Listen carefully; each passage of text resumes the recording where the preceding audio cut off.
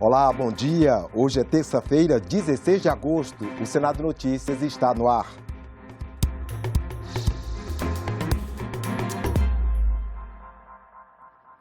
A comissão temporária que investiga as causas do aumento da criminalidade e de atentados na região norte se reúne daqui a pouco às 11 horas. Os senadores vão votar o relatório final dos trabalhos.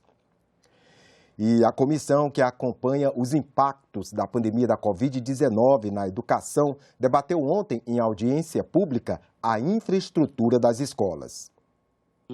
A luta pelo ensino público de qualidade no Brasil já tem mais de 100 anos. Um dos pioneiros foi conterrâneo do intelectual brasileiro e senador Rui Barbosa. A pregação desse arauto e o empenho dele começaram bem cedo. O Anísio Teixeira, então, ele é o grande defensor dessa causa no Brasil.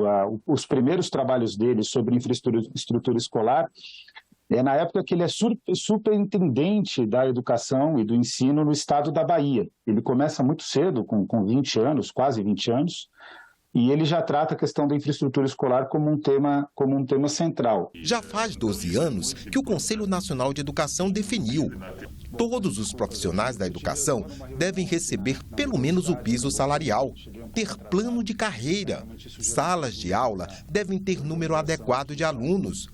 Toda escola há de contar com biblioteca, laboratórios, internet de banda larga, alimentação de qualidade e transporte para os alunos. Falta muito para se alcançar essa meta. Veja a questão das bibliotecas. Aqui eu acho que é o elemento mais central, o acesso à biblioteca, à sala de leitura, 92% para o grupo 6, que é o mais favorecido, ao passo que é 49% para o grupo 1. Dificuldades de infraestrutura, lentidão nas iniciativas, desigualdades persistentes, pandemia. O rol de problemas é grande, mas no poder público sempre há técnicos e gestores em busca de fazer avançar o ensino de qualidade. O PAR, o Plano de Ações Articuladas, ele é um mecanismo de planejamento plurianual, operacionalizado de 4 em 4 anos. Atualmente estamos no PAR 4, que é de 2021 até 2024, por meio do qual os municípios cadastram suas necessidades de melhoria na rede pública. É por meio deste mecanismo, deste instrumento PAR, que o município pode elaborar o planejamento da educação dele. Nós temos disponíveis no site do FNDE alguns manuais de orientações técnicas. São manuais para seleção do terreno, são manuais para orientação de elaboração de projetos para educação infantil e elaboração de projetos para ensino fundamental.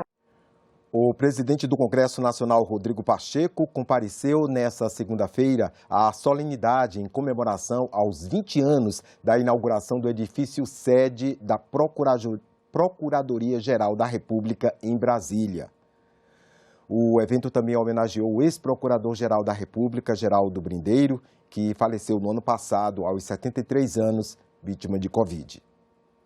Projetado por Oscar Niemeyer, o edifício sede da Procuradoria-Geral da República tem características da arquitetura modernista, com formas arredondadas e concreto aparente.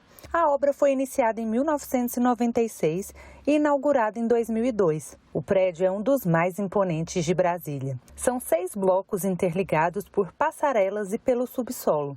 Conta com mais de 2.000 servidores e 108 membros, incluindo o Procurador-Geral da República. Eu gostaria, em nome do Parlamento Brasileiro, dizer do absoluto respeito que temos ao Ministério Público Federal.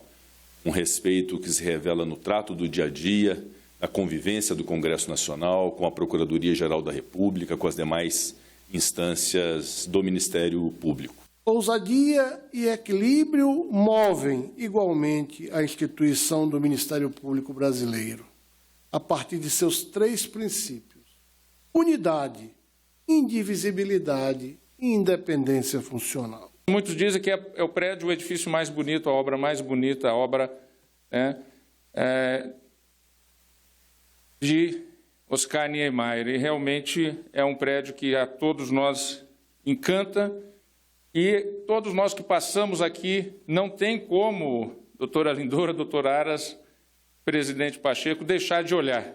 Na ocasião, foi entregue uma medalha aos familiares do ex-procurador-geral da República, Geraldo Brindeiro, que faleceu em outubro do ano passado, vítima da Covid-19. A geração do meu pai está se preparando para passar o bastão, né?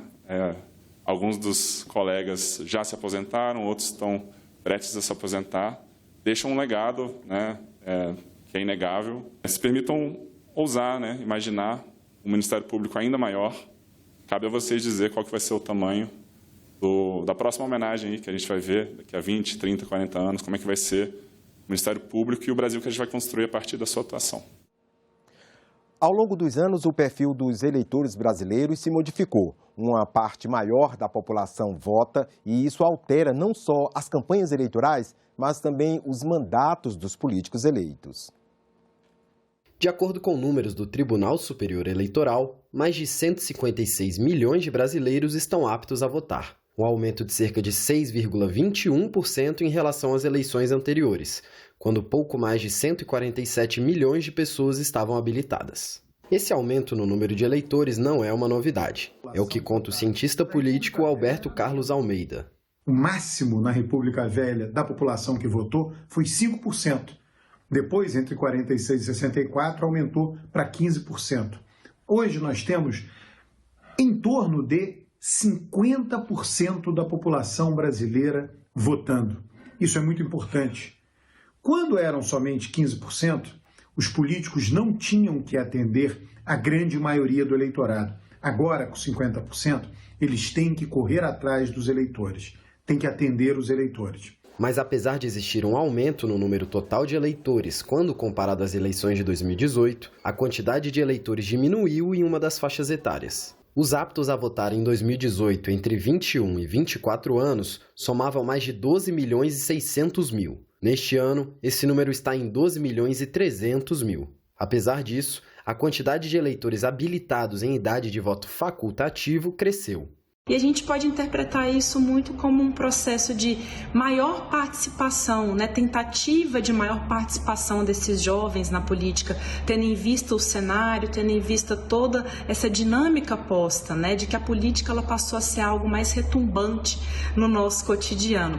Somado a isso também, a gente pode colocar as inúmeras tentativas, né, bem-sucedidas do TSE de fazer essa convocatória, né, para a participação dos jovens. O número de pessoas com mais de 70 anos aptas a votar em 2018 era 12.021.129, 8,16% do total naquele ano.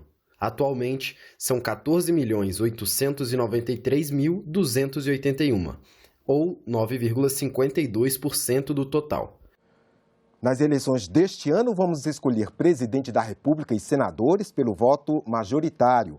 Mas vamos votar também para deputados federais e estaduais ou distritais na chamada eleição proporcional. E nesse caso, as regras mudaram. Vamos conferir?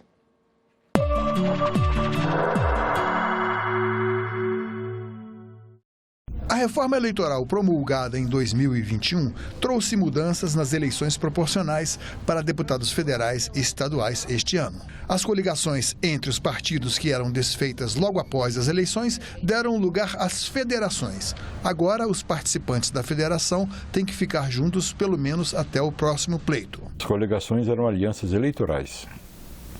Eram formadas para participar das eleições. As federações, ao contrário, elas são constituídas para durar pelo menos 4 anos.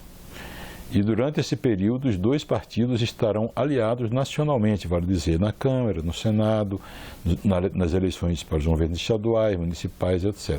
O número de deputados federais eleitos é usado para calcular o tempo de TV e a distribuição dos recursos do fundo eleitoral. Para estabelecer quantos votos são necessários para cada candidato a deputado estadual ou federal conquistar uma vaga, a regra é o quociente eleitoral. O quociente eleitoral corresponde ao número de votos válidos dividido pelo número de vagas. Nas eleições proporcionais, contam-se como válidos apenas os votos dados a candidatos regularmente inscritos e as legendas partidárias. O senhor sabe o que é quociente eleitoral? Como é que é? Não. Sei não. Cara, na verdade eu não entendo muito bem de política, não. Sim. O que é? Ele é um índice que o partido tem que ter para poder eleger seus candidatos. Por exemplo, em São Paulo, são 35 milhões de eleitores. Suponhamos que tenha 28, 27 milhões de votos válidos. Pega-se o número total de votos válidos em São Paulo, divide por 70, e aí é o quociente eleitoral. E o que é o quociente eleitoral? É a quantidade mínima de votos que um partido precisa ter para eleger um deputado. Duas mudanças foram introduzidas com o objetivo de tornar a disputa eleitoral mais justa ou menos desigual. A partir de agora, votos em mulheres e negros serão computados em dobro para efeito de cálculo do fundo eleitoral. As novas regras dificultam a eleição daqueles candidatos que, com votação irrisória, pegam carona em outros famosos de muitos votos. O Estado tem um quociente eleitoral. Esse quociente é exigido do partido. E do candidato é exigido o quociente eleitoral individual, ou seja, que é 10% do quociente eleitoral do partido. Essa medida foi instituída para evitar o chamado efeito Enéas, quer dizer, um candidato que tem uma votação extraordinária e puxa com ele, no mesmo partido, candidatos com votação inexpressiva. O entendimento do Senado Federal foi o entendimento de que o sistema eleitoral devia, ou deve ser, aquele que estabelecemos em 2017, o sistema proporcional, sem coligações partidárias, com cláusula de desempenho que faça com que os partidos possam funcionar e ter acesso a fundo eleitoral, fundo partidário, tempo de TV e rádio, desde que cumpram determinadas metas ao longo do tempo. A primeira eleição dessa regra, a eleição federal, é essa de 2022. Ficamos por aqui. Você pode rever as reportagens desta edição na nossa página na internet, senado.leg.br/TV. Muito obrigado pela companhia e continue sintonizado aqui na TV Senado.